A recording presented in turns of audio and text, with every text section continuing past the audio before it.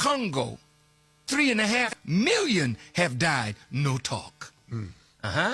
In northern Uganda, with the Lord's Resistance Army and the walking at night for the children trying to run away so that they would not be kidnapped and made to fight against the government in Kampala.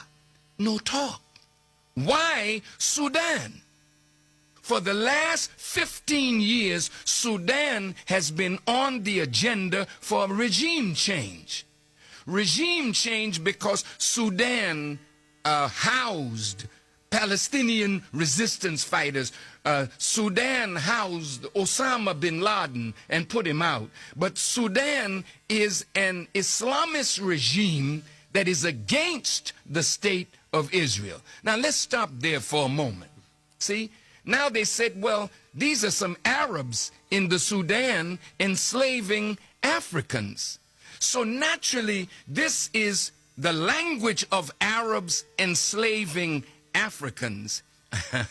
This is so clever, and the media pushes that so that there would come a natural hatred of blacks for Arabs, so that Arabs look like the real culprits here. Well, you don't know this, but I and my national, international representative, Akbar Muhammad, who's in the studio with me, who I want to speak on this in just a few moments, he and I were together on a peace mission.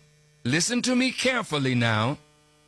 How many years ago was that, Brother Akbar? Over 10 years ago, wasn't it? It was 1994. 1994, 12 years ago.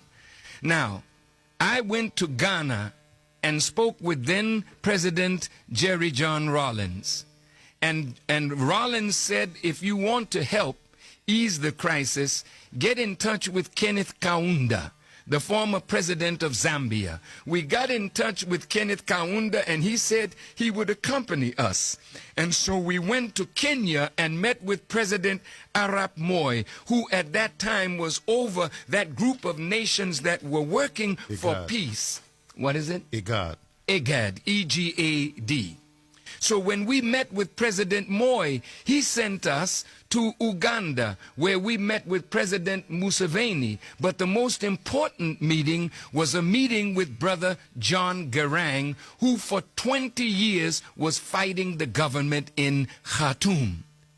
Now, why was there a fight? Was it over slavery? Akbar, you were with me.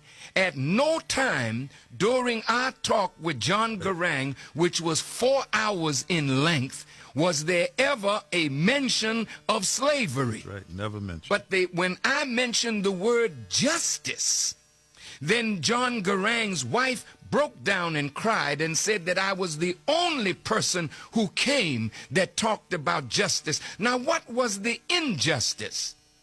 The Arabs have mixed their blood with the Africans that live in the north. They are Arabized and Islamic.